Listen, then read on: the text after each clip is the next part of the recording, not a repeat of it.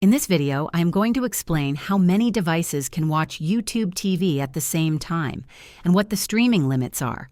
With a standard YouTube TV subscription, you can stream on up to 3 devices simultaneously.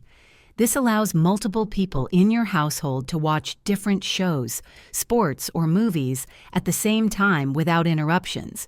If you need more flexibility, YouTube TV offers an optional add-on called Unlimited Screens for an additional $25 per month.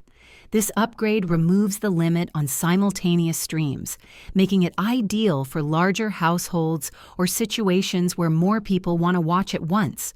However, Unlimited Screens is only available to existing subscribers and cannot be purchased as a standalone feature. It's important to note that all devices must be connected to the internet and signed in to the same YouTube TV account.